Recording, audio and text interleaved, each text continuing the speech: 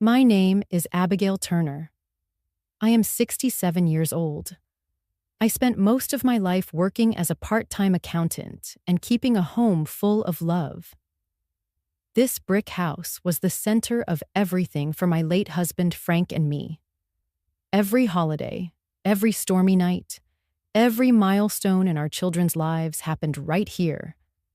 Tonight should have been about honoring him, his birthday, his favorite meal. The table was set with our best china. Candles flickered along the table runner. Old friends from the neighborhood filled the chairs. There was the smell of beef stew in the air, the same recipe Frank used to ask for every winter. I even set his chair at the end of the table, though it stayed empty. We had just finished singing Happy Birthday. Laughter was still echoing when Greg, my eldest son, pushed back his chair and stood. He tapped his glass with the edge of his spoon. He smiled a smile that was all teeth and no warmth. Then he said it. "Pack your bags, old lady. This house is going up for sale." The room went still for a heartbeat. Then, shockingly, a handful of people clapped. Glasses were lifted in a mock toast. From the corner, I saw Earl, a local real estate agent, smirking as if a deal had just been closed. Lydia, my son's wife, rested her manicured hand on my shoulder. The cold press of her nails felt like a warning. I looked down. My fingers had been gripping the corner of Frank's handkerchief inside my jacket pocket. It was worn thin from years of use, the fabric soft, almost silky. Frank used to carry it every day, folded neatly in the left pocket of his slacks. I had slipped it into my own pocket that morning without thinking. Now it anchored me like a weight. The chatter in the room was starting again. A few awkward laughs. Melissa, my daughter, looked confused but didn't speak. Evan, my youngest, sat frozen halfway through a sip of water. My eyes moved slowly around the table, taking in the scene. The china plates, the silverware I had polished that morning, the flickering candles, and my son standing there, acting as though I were a guest, overstaying my welcome. I placed my fork gently on the plate. I pushed my chair back and stood. I could feel Lydia's hand slip away from my shoulder. I didn't say a word. Not yet. I walked toward the front door. The autumn air was cool against my face as I stepped onto the porch. My hands were steady when I took out my phone. "Daniel," I said when he picked up, my voice low but certain. "Plan B. Now." There was a brief pause on the other end. Then his answer came, firm and immediate. "On my way."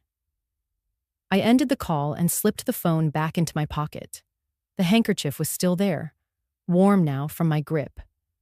Behind me, through the closed door, I could hear Greg's voice rising, selling his plan to the room. The words were muffled, but the tone was sharp, persuasive, confident. He thought this was already done. Down the street, at the small coffee shop, on the corner, Daniel Moore and Carol, my oldest friend, were sitting with paper cups in front of them. I had told them to be nearby tonight, just in case. Just in case this exact moment came. From where I stood, I could see them through the shop's front window. Carol glanced up from her coffee and met my eyes across the distance. She didn't need me to wave. She was already on her feet. Daniel gathered a slim leather portfolio from the table.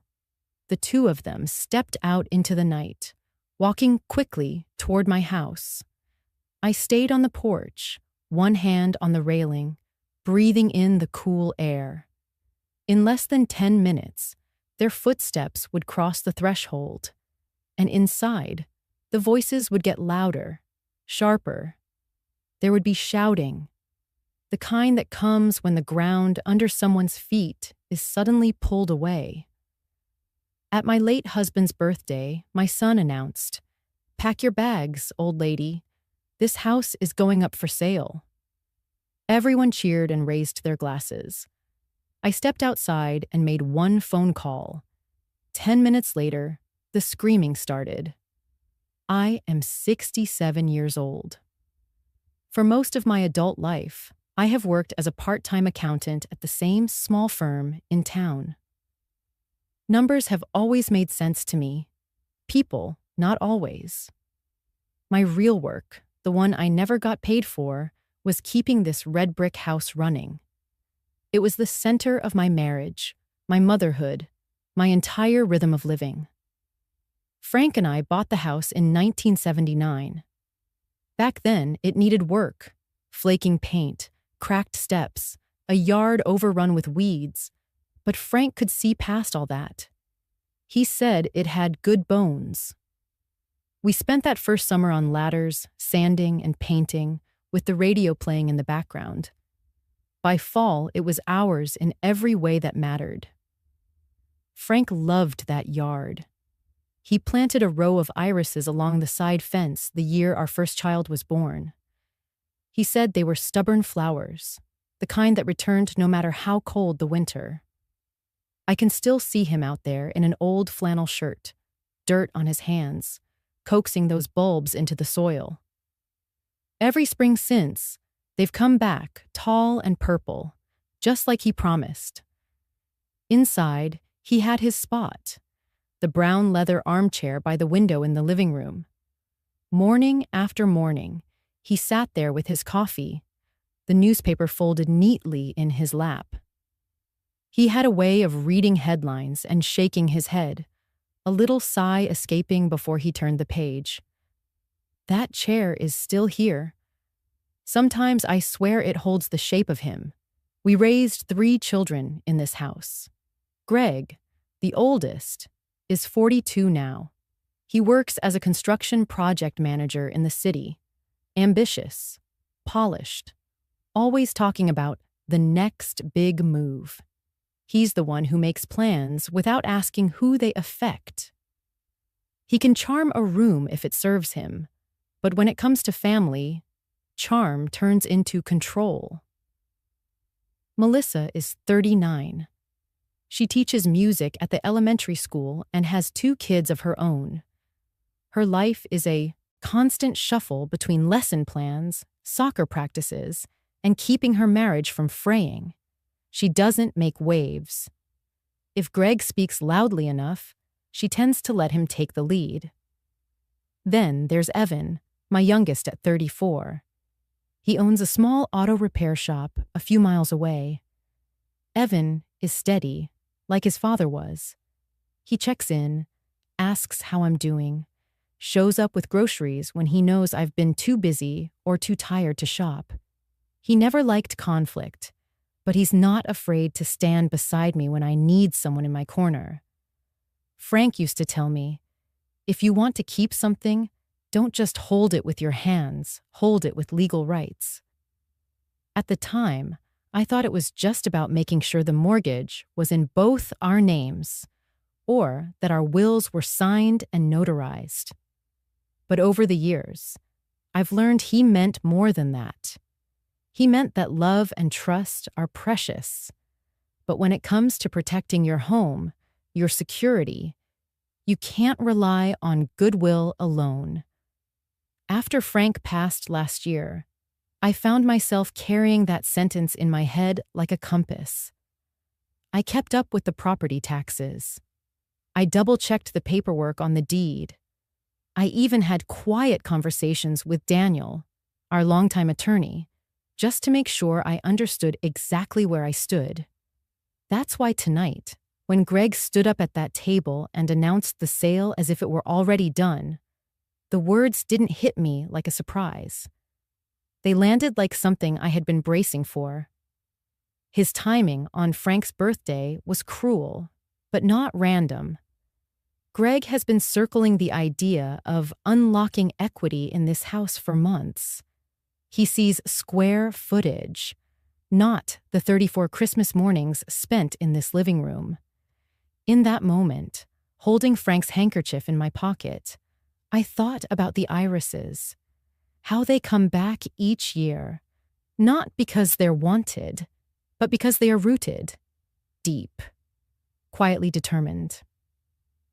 I thought about Frank in his chair, telling me that love and legal rights aren't enemies, they're allies.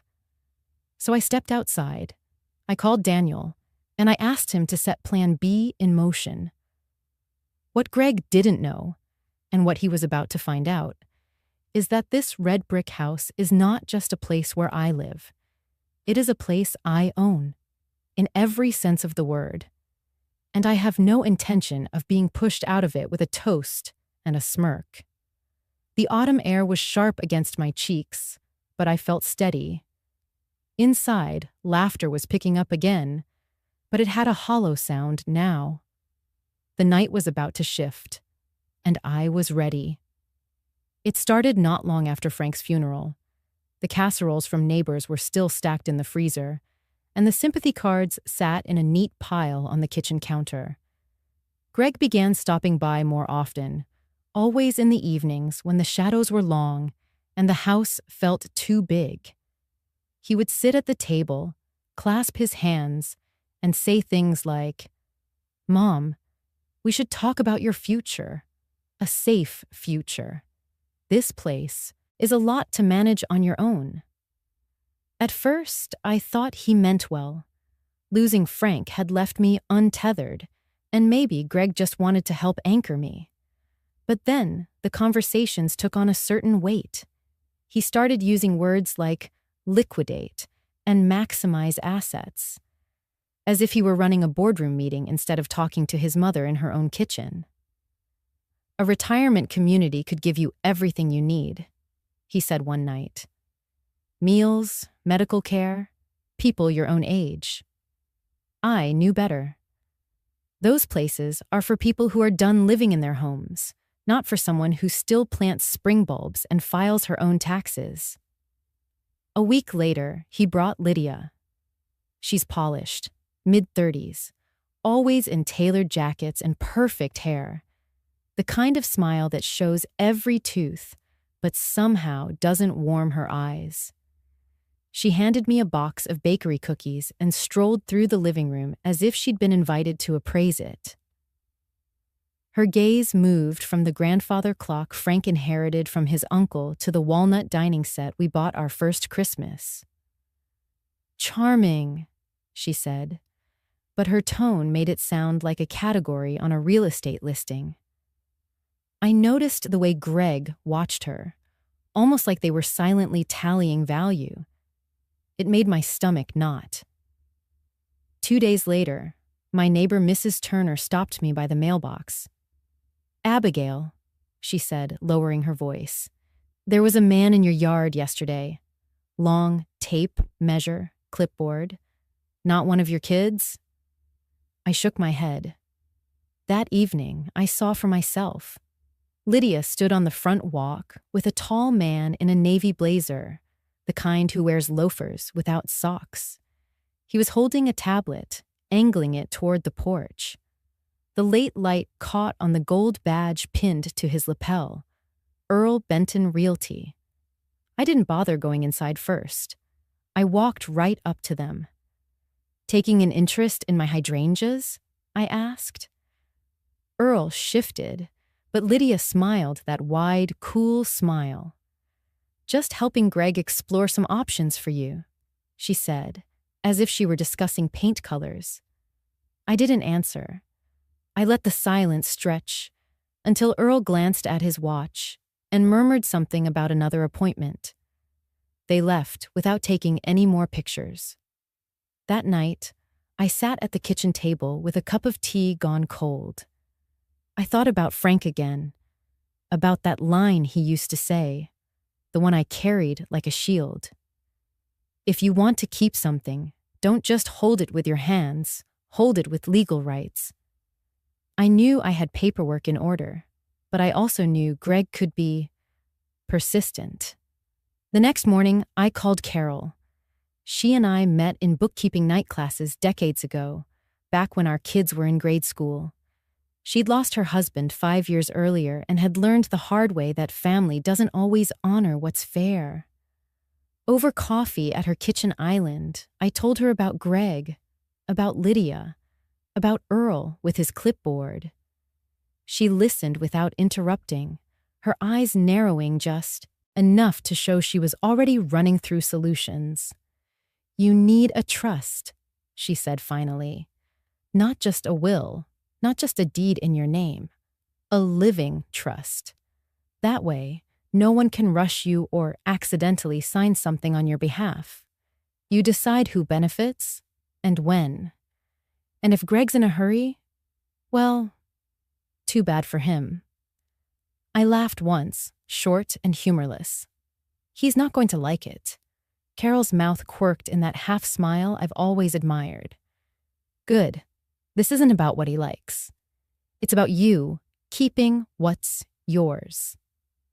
Walking home, I noticed the irises along the fence had started to yellow at the edges. Summer was ending. I thought about how Greg and Lydia had looked at this house, not as a home, but as a transaction. And I decided Carol was right. I wasn't going to wait for the next surprise visit. It was time to make sure my roots went deeper than any of their plans. Carol didn't waste time. 2 days after our coffee, she called and said, "I've set up a meeting for you. His name's Daniel Hughes. He handled my trust after Mark passed. Quiet, thorough, no patience for family drama." We met at his office on Main Street, a modest brick building with blinds half drawn and a brass plaque by the door. Daniel looked to be in his late 40s, clean-shaven, wire-rimmed glasses, the kind of man who speaks only when he has something worth saying. He shook my hand firmly and gestured to a seat. Carol stayed with me, arms folded, like a sentry. I explained what was happening: Greg's visits, Lydia's interest in the house, Earl with his tablet. Daniel listened without interrupting, jotting notes in a neat, looping hand. When I finished, he tapped his pen once on the legal pad. "We'll set up a revocable living trust. We'll call it the Turner Family Trust. You'll be the primary trustee with full control while you're alive. I recommend appointing a co-trustee you trust implicitly, someone who can step in if you're incapacitated." "Evan," I said without hesitation. "My youngest, my steady one. He might not make much running the repair shop, but he's never asked for more than a Sunday dinner and a smile." Daniel nodded. "Done. Once the property is transferred into the trust, no one, not Greg, not anyone, can sell it without both trustees' signatures. And I'd strongly suggest revoking any power of attorney you've previously granted." The truth stung. Years ago, when Frank had his knee surgery, we'd made Greg a durable POA, just in case. It had seemed practical at the time. Now it felt like leaving the back door unlocked with a fox in the henhouse. Daniel slid a form across the desk. "Sign here to revoke it. I'll handle the notification." I signed, my pen steady. Carol reached over and gave my wrist a small squeeze. By the end of the afternoon, the trust documents were drawn, the house and land folded under its umbrella. Daniel placed the originals into a slim manila folder and slipped them into a fireproof envelope. "I'll store the originals in my safe," he said. "You'll get certified copies. Keep one in a secure place, and I recommend installing discrete security cameras. 2 front, 2 back. No need to advertise them." I followed his advice to the letter. The next day, a polite young man from a local security company came and wired the cameras, tucking them under eaves and beside downspouts.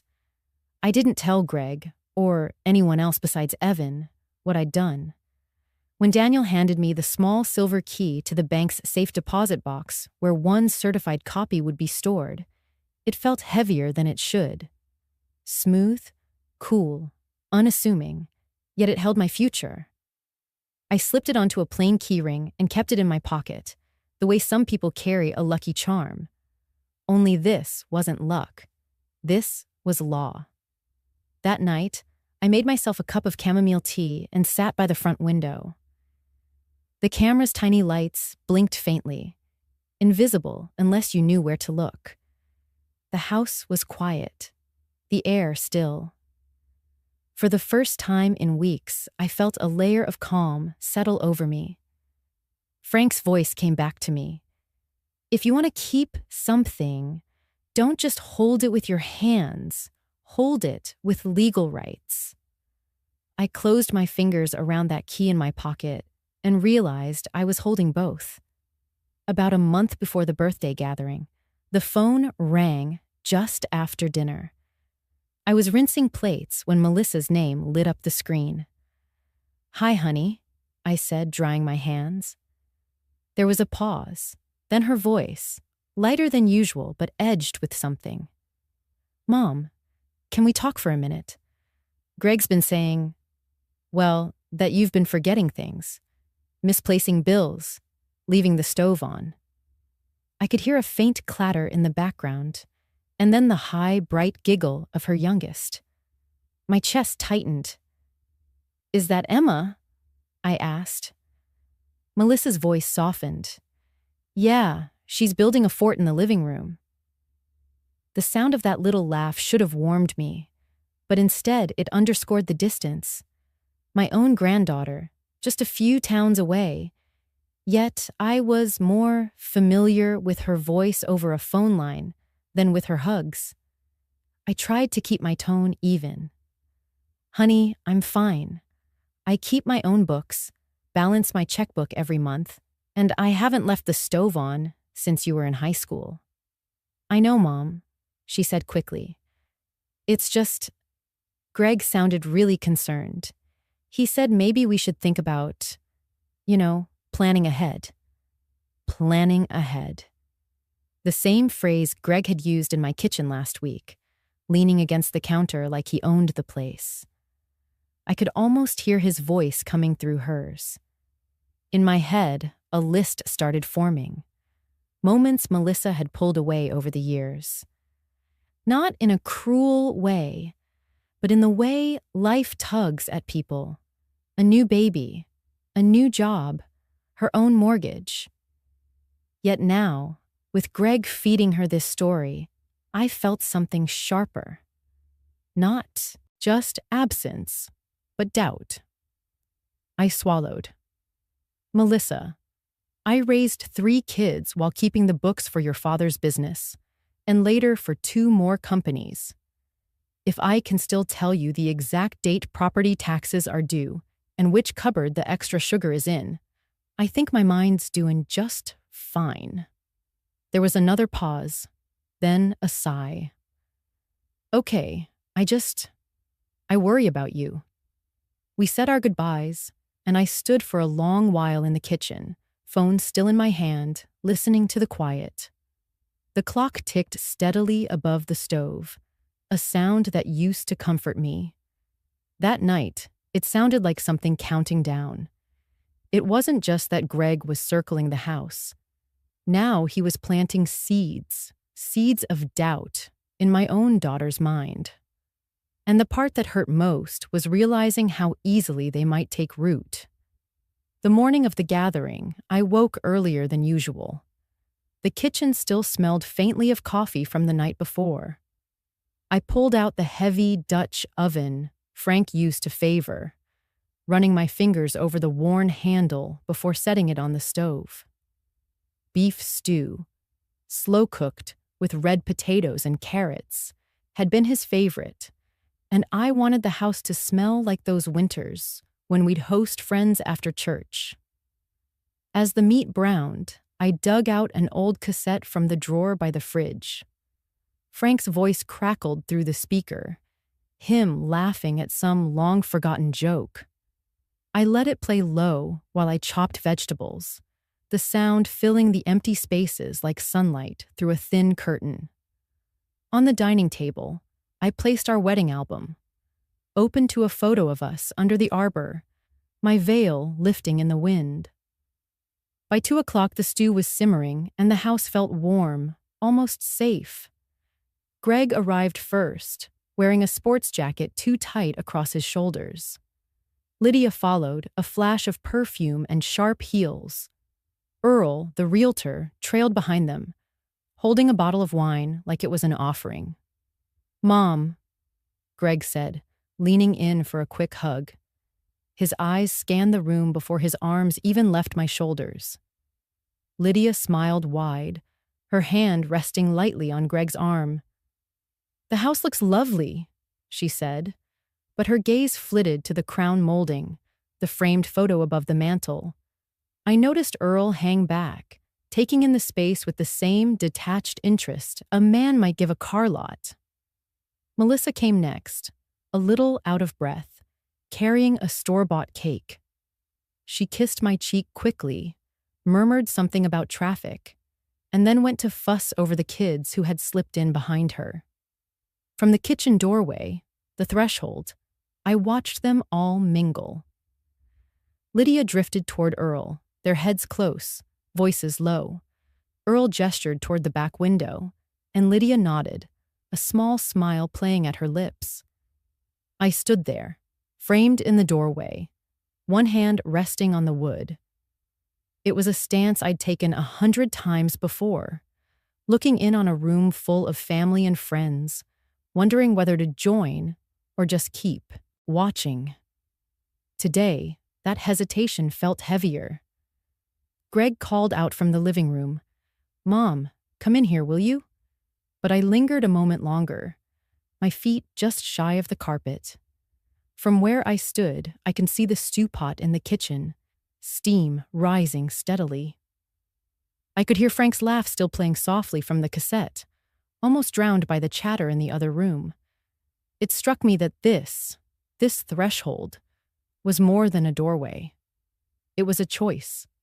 Step in and pretend nothing was shifting under my feet, or stay here and start deciding how I was going to hold my ground. Greg stood up halfway through dessert, his wine glass in hand. The hum of conversation quieted, and every head turned toward him. He tapped the rim with a spoon, the sound sharp against the room's soft edges.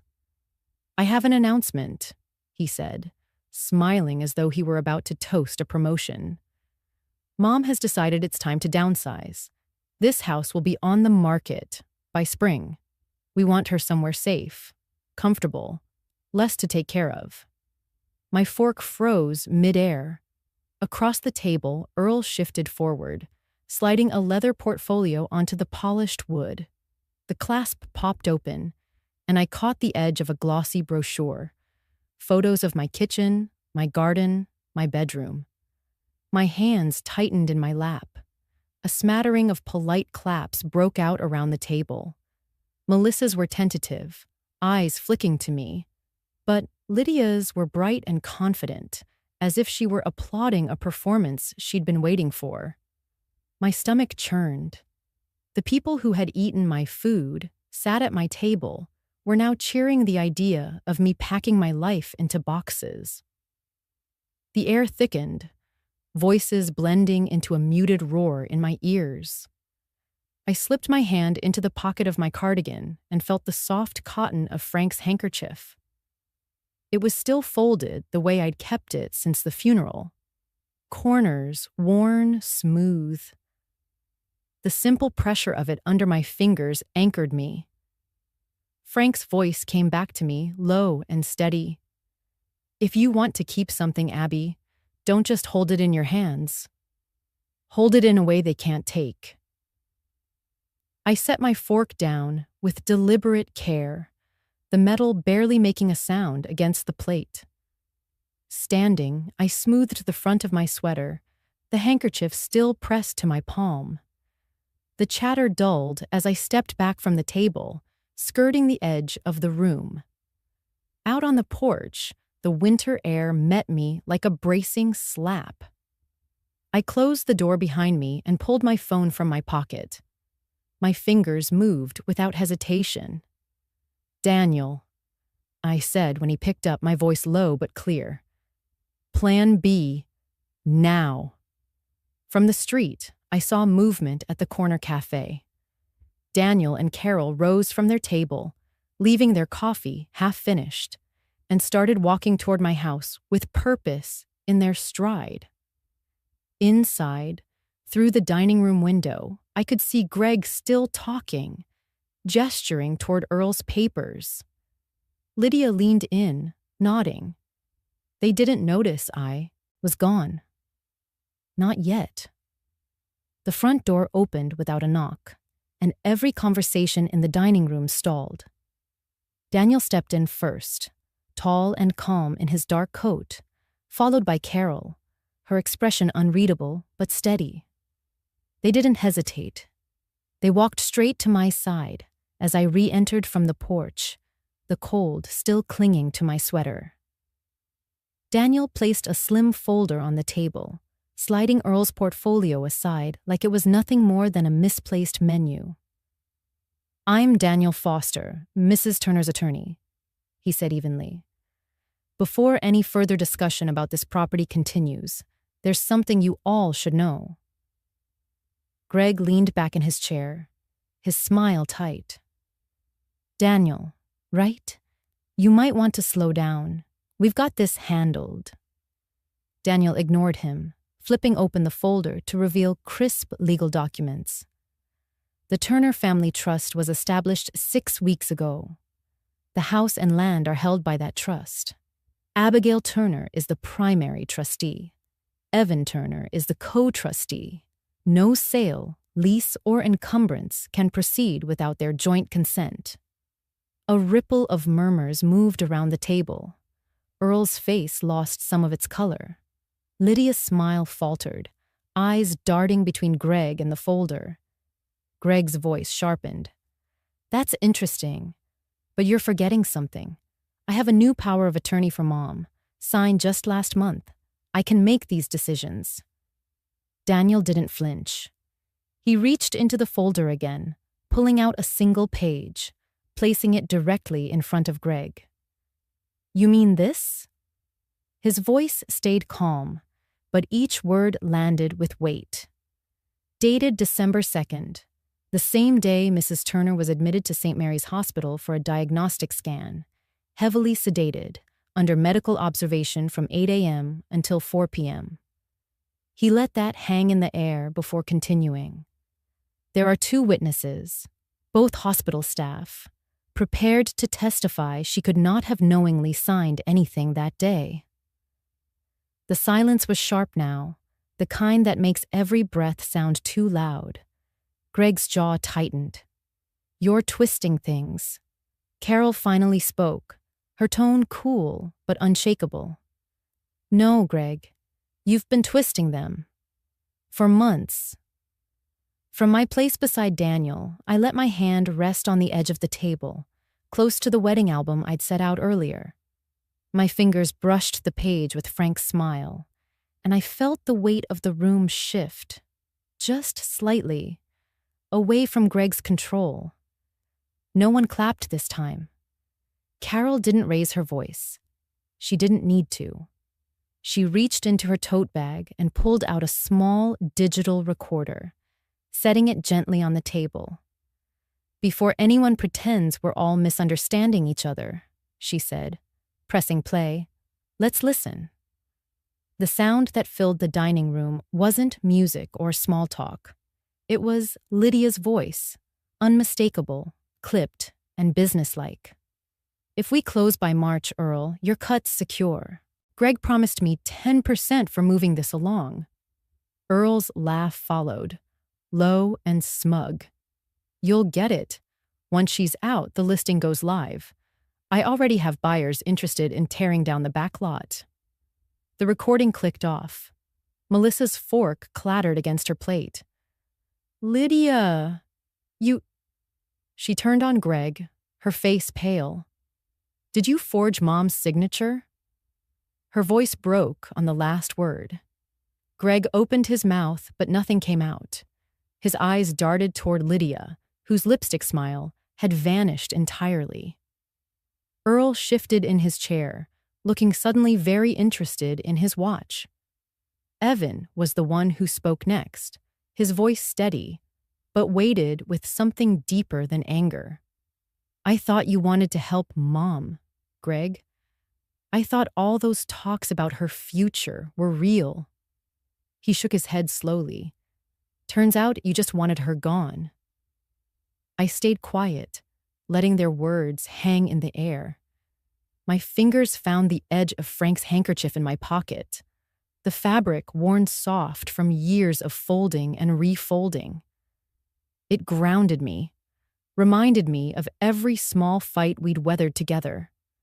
Fights where truth eventually won, even if it took time. The room had shifted again. This time, the silence wasn't mine to carry. Greg finally found his voice, leaning forward with his palms flat on the table as if trying to anchor himself. This isn't what it sounds like, he said, his tone defensive, but trembling underneath. Everything I've done, every conversation with Lydia and Earl, it was for you, Mom, for your care. I didn't want you to end up alone, struggling when you could be in a place where professionals could take care of you. That's all this was about, making sure you'd be safe. I kept my eyes on him, steady and unflinching. Safe, I repeated, tasting the word. You call taking my home, the place your father built, the garden he planted for me, safety. He swallowed hard. I was thinking ahead. I didn't want you to get hurt, or worse, for something to happen when no one was here. You've been forgetful sometimes. There it was, the quiet accusation Melissa had hinted at weeks earlier. I let the pause stretch, felt every eye in the room shift between us. Then I said, softly, but with a weight that made him look up, "You're worried I'll lose face. I'm worried I'll lose myself." The words hung there like a bell still ringing. A few chairs creaked as people shifted uncomfortably. Greg opened his mouth to argue, but no words came out. He looked down at his hands instead, tracing the edge of a napkin, like a boy caught lying about breaking a window. I have managed this home for decades, I continued, my voice calm but edged with steel. Through winters when the furnace failed, through hospital bills when your father's back gave out, through every choice that meant less for me so there could be more for you three. Not once did I need a salesman to tell me how to protect what I love. Greg's shoulders hunched. Lydia glanced toward the door as if calculating how quickly she could leave without drawing attention. I'm still here, I said, leaning in slightly. I'm still your mother, and I know the difference between help and harm. The silence that followed was absolute, the kind you could feel in your bones. No clinking glasses, no whispers. Just the low hum of the refrigerator in the kitchen and the distant creak of the old house settling, as if it too were listening. Greg didn't meet my eyes again, and I didn't offer him an escape. Greg pushed back his chair so abruptly it scraped against the hardwood. Without another word, he stalked toward the door, his jaw tight and his footsteps loud against the silence. Lydia's eyes darted after him before she let out a small, tremulous sob, dabbing delicately at her eyes with a cocktail napkin, as if the fabric might dissolve her guilt. Her mascara held perfectly. The performance was for the room. Earl shifted awkwardly beside her, his portfolio now tucked under his arm like contraband. I've got another appointment, he mumbled, already backing away. No one stopped him. He slipped out the side door, the faint sound of his car starting a relief to everyone still gathered. I stood still, watching the dust of their departure settle, my hand instinctively touching the corner of my pocket, where Frank's handkerchief waited. a reminder of the calm he always carried into moments like this. Melissa was the first to cross the invisible gap between us. Her heels clicked slowly on the floor until she was standing right in front of me. Her eyes were damp, but it wasn't the shallow gloss of Lydia's act. This was something heavier. Shame, maybe, or the sting of realizing too late where loyalty should have been. "Mom," she whispered, her voice breaking. I believed him. I thought he was doing what was best for you. I didn't ask questions. I should have. I'm so sorry." I studied her face for a moment, the face I'd kissed goodnight thousands of times. The same eyes that had looked up at me from the school stage when she played the piano at 9 years old. "The important thing," I said quietly, my voice steady, "is that you're here, now." I squeezed her hand, feeling the small tremor there, and hoped she felt the steadiness in mine. Her shoulders sagged, like she had been holding her breath for weeks and could finally let it go. She nodded, unable to say more, and for a few seconds, it was just the two of us in the room. The others blurred to the edges. Around us, the party had dissolved into murmurs, guests finding excuses to leave, coats slipping on, polite nods exchanged without lingering eye contact. The laughter and music from earlier seemed like a different lifetime, replaced by the low hum of awkward departure. As Melissa and I stood together, I realized the war wasn't over, but the battle tonight had been mine to win. Not by shouting, not by matching their schemes with fury, but by holding my ground with the quiet certainty Frank had always admired. Greg could leave with his pride bruised. Lydia could cry her crocodile tears. Earl could vanish into the night. But the house, the life Frank and I built, was still in my hands. And for the first time in weeks, I felt the air in my lungs expand without the weight of fear pressing in. I wasn't just surviving anymore. I was standing. The days that followed felt like moving through the aftermath of a storm. The house was still standing, but there was debris, emotional and otherwise, scattered everywhere.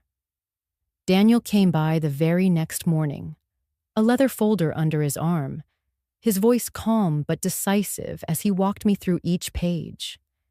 He had already filed the paperwork to block any sale attempts.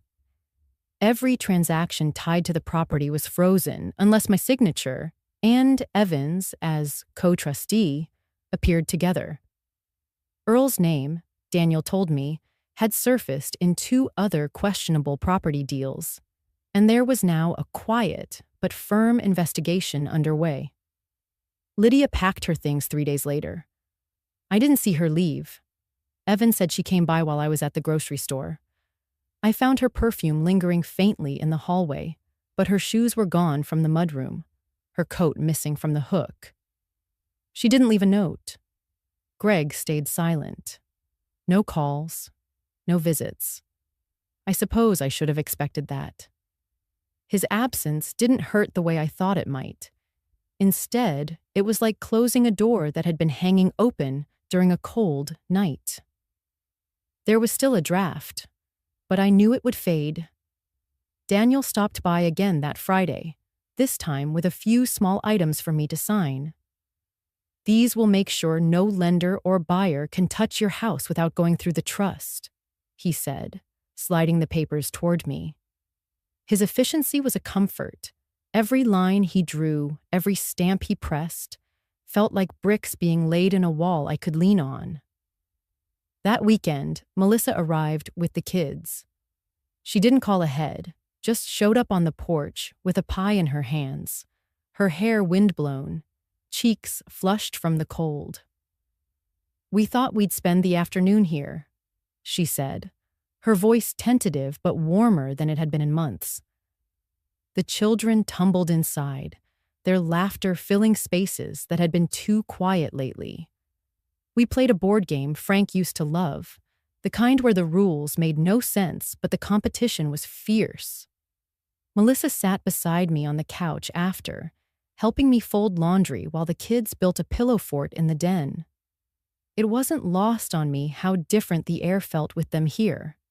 Not heavy, not watchful, just home. By Monday, the rhythm of my days had shifted. There were still legal letters to read, documents to file, and occasional updates from Daniel, but there was also the sound of my kettle whistling in the morning, the sight of the irises in the garden pushing through the soil, the feeling of my own steps echoing on the hardwood floors Frank and I had once varnished together. The trust was more than a legal shield now. It was a line in the sand, a declaration. This was still my home, still my life, and I intended to live it on my own terms. I sat at the kitchen table late in the evening, the house quiet except for the hum of the refrigerator. A single lamp lit the page in front of me. The paper was thick, the kind Frank always preferred for anything worth keeping. I picked up my pen and began to write. Greg, I have replayed the past few months in my mind more times than I care to admit. I keep wondering where we crossed the line from family to strangers. You were my first child.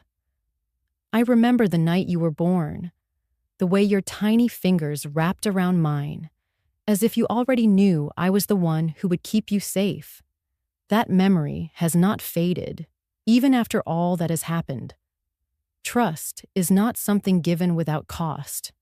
It is built, slowly, with truth and care, and it can be broken in a single moment. You took that from me when you chose to act without my consent, when you let ambition speak louder than love. I am not angry in the way you think. Anger burns fast and bright, and then it is gone. What I feel is colder, steadier, a boundary.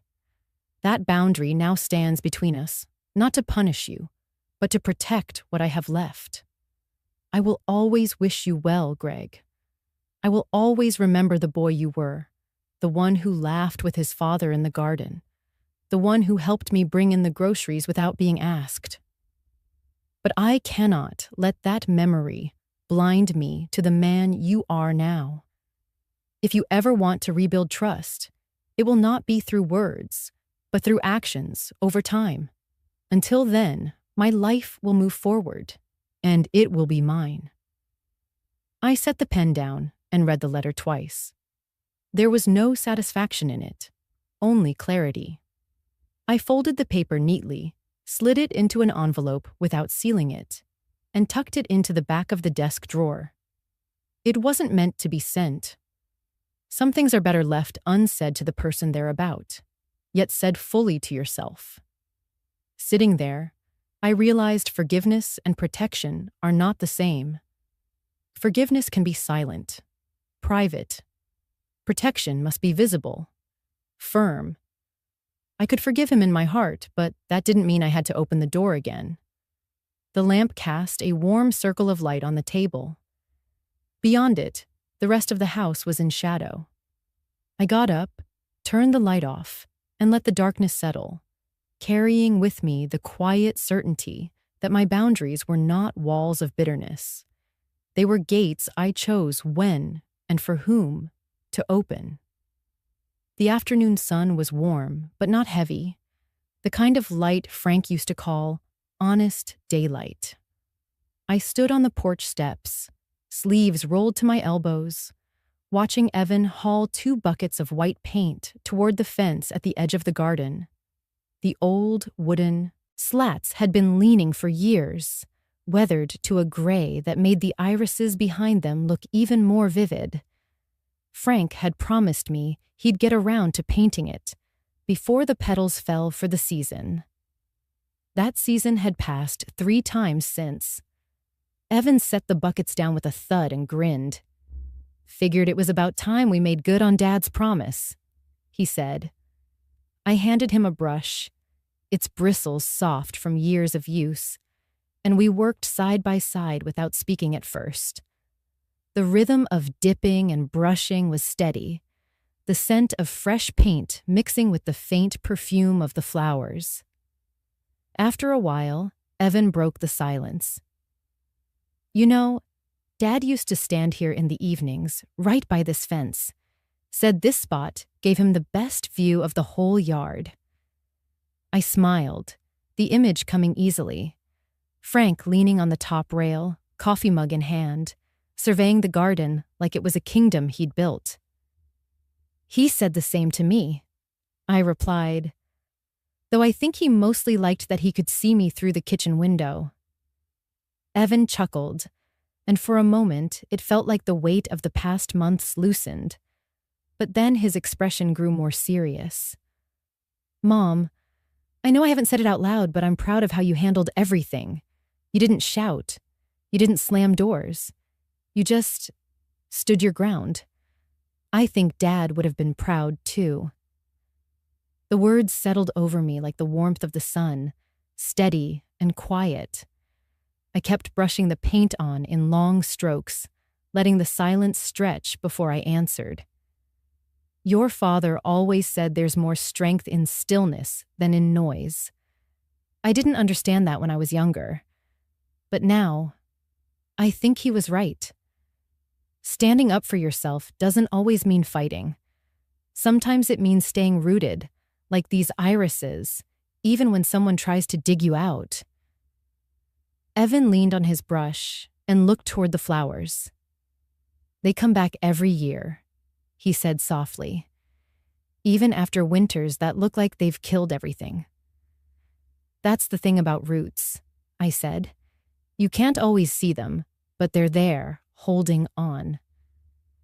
We worked for another hour, finishing the fence in sections until the boards gleamed white against the green stems. Evan stepped back to admire our work. "Looks good," he said. "Better than I thought it would." "It's not perfect," I replied, "but it's ours, and it's standing." Before he left, Evan touched the top rail of the fence and glanced at me.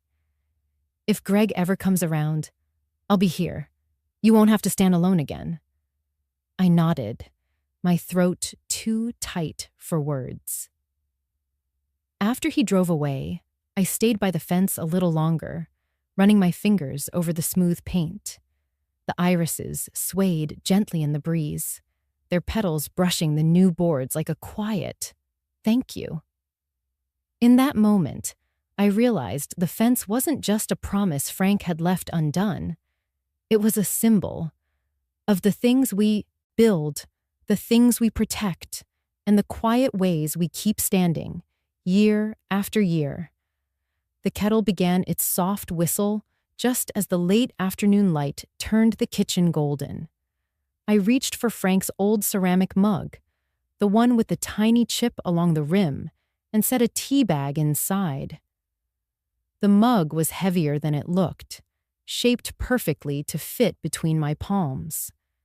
As the water poured, steam rose in delicate spirals, carrying the scent of chamomile through the air.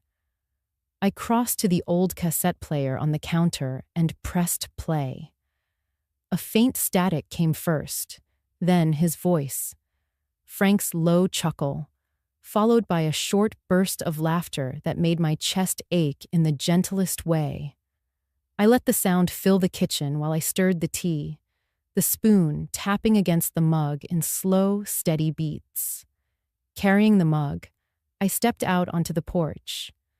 The boards creaked under my feet, familiar as an old lullaby. Beyond the railing, the irises swayed in the breeze, their violet petals deepened by the sinking sun.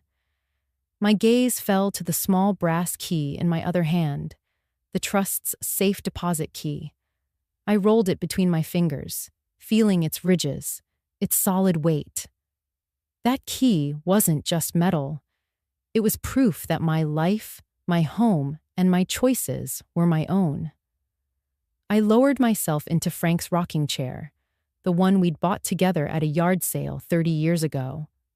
It groaned as I leaned back, sipping the tea, listening to his laughter fade into the soft hum of the cassette tape turning. For a while, I just breathed. Tea in one hand, key in the other, and the garden spread before me like a quiet promise kept. The threshold motif came to me again, not in a flash, but as a gentle knowing. I set the mug down, rose from the chair, and walked toward the doorway that opened from the porch into the yard. My bare feet touched the wooden frame, and I paused there, hand resting on the post. The same frame I had stood in so many times before, sometimes hesitant, sometimes braced for battle. This time, there was no hesitation. I stepped down into the garden. The grass felt cool and alive beneath my feet, the air holding that end-of-day warmth. The irises seemed taller up close, their blooms tilting slightly toward me as if in greeting. I reached out to brush one petal with my fingertips, its texture silkier than I remembered. For a moment, I imagined Frank standing beside me, both of us watching the garden grow, unhurried. I thought of Evan painting the fence, of Melissa's hand squeezing mine in apology, of Carol's steady voice, of Daniel's sharp precision. And I thought of Greg, how absence can be just as defining as presence. I closed my eyes and whispered, not to the flowers, not to Frank, not even to myself, but to the quiet air that seemed to hold it all. I'm still here. Opening my eyes, I turned back toward the house. From the garden, the porch looked like a steadfast sentinel, watching over everything. I climbed the steps again, took my seat, and lifted Frank's mug to my lips. The tea was cooler now, but it tasted stronger somehow. The cassette clicked off. The silence that followed wasn't empty. It was full, layered with memory, with roots that went deeper than any storm could touch. I let it wrap around me as the day shifted toward evening, knowing I had crossed the threshold for the last time as someone who feared losing her place.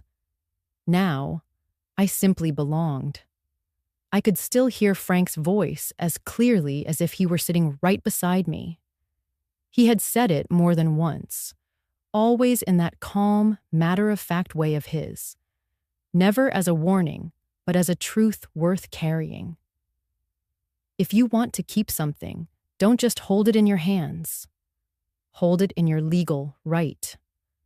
At the time, I had thought he was talking about deeds and titles, maybe even about the car we'd worked so hard to pay off. But now, standing here years later, I understood he had meant more than that. The sun had dipped low, casting the yard in that honeyed light that makes every shadow seem softer. I ran my fingers along the edge of the trust key resting on the porch rail. My hands weren't as steady as they used to be, but they were sure. That key, those papers in the safe deposit box, they weren't just about the house or the land. They were about my right to decide who I was and what I would allow in my life. I took a slow breath, remembering the first night after Frank's funeral, when Greg had started talking about selling. I'd sat at this very table, clutching my mug, trying to make sense of a world that felt tilted without Frank's steadying presence. I had been afraid then, afraid of losing my home, of losing control, of losing myself in other people's decisions. I wasn't afraid anymore. From inside, I could hear the faint murmur of Melissa's laughter as she helped the kids with their board game. The sound carried through the open window, threading into the evening air like something woven to last. Evan's truck was still in the driveway, the faint scent of paint from the new fence lingering. Life had shifted. Some ties had frayed, some had strengthened, and I had chosen which to tend and which to let go. I stepped into the yard, the grass cool against my ankles, the irises bowing slightly as the breeze caught them. I thought again of Frank's words. If you want to keep something. My smile came slowly, almost shy at first, then grew until it felt steady and warm. I had kept the house. I had kept the garden. I had kept my dignity. And I had done it the way Frank would have approved of. Quietly, legally, with a clear head and a steady hand. I whispered into the air as if speaking to him. I kept it, Frank. On paper. And in myself. For a while, I just stood there, letting the quiet settle over me. There was no urge to rush, no need to fill the space with words or noise. This was the kind of ending I had not known to wish for. Not a grand declaration, not a public vindication, but a private peace that fit perfectly inside my own life. As I turned to walk back toward the porch, I glanced over my shoulder at the house, its brick walls glowing in the fading light. It didn't look like a prize or a possession. It looked like home, because it was. I crossed the threshold one last time that day, feeling the frame against my fingertips, and sat down in Frank's chair. The key rested beside me on the table, catching the last spark of sunlight before the day gave way to night. I wrapped my hands around my mug, breathed in the tea's gentle steam, and let the moment fill me. Frank had been right. I had kept what mattered. Not just the walls and the roof, but the woman who lived within them. And for the first time in a long time, I knew I was truly, entirely, unshakably home. The late afternoon light stretched across the porch, soft and golden, the kind of light that makes even old wood look warm. I stood at the edge of the garden, watching the irises sway. They caught the breeze the same way they always had when Frank was here, but now their motion seemed to carry something more, a quiet knowing, a steady rhythm that matched the beat of my own heart. I let the moment sink in, feeling its weight, its peace. I turned, slowly, my eyes meeting the camera as if I were looking into someone else's living room, someone who might understand. My voice was calm, but there was steel under the softness. Have you ever had to stand up and protect the one thing that mattered most? Not out of spite, not out of anger, but because you knew it was the line between losing yourself and keeping who you are? If you have, I'd like to hear your story. Leave it for me. Let's keep each other's company in these truths. Some of you might be watching with a hot cup of coffee in the quiet of morning. Others, maybe in the stillness of night, when stories like this feel heavier, closer. However you've come here, know that I'm listening. We read every comment with gratitude. If this story touched your heart, I'd be glad for you to stay. Subscribe, so you can hear more stories like this. Not just to listen, but to be part of a place where kindness still matters, where healing is possible, where second chances aren't just words. We can hold that space together. I glanced back at the garden one more time. The irises bowed to the breeze again, as if to say they'd been here before and would be here after, rooted and sure. Wherever you are, I hope you carry this story with you. And remember, sometimes the miracle doesn't knock on your door. Sometimes it waits quietly, patient, until you're ready to open your heart and let it in.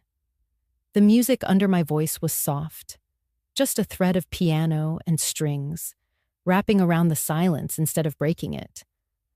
I stepped away from the camera's gaze, the frame widening until it caught only the garden, the fence Evan had painted, and the flowers moving gently. The light thinned as the day gave way to evening. Take care of yourself. I'll see you in the next story. And until then, stand steady at your own threshold, knowing what you'll keep and how you'll keep it. The last image lingered. The irises, their violet petals trembling ever so slightly in the fading light. Then the screen faded to black,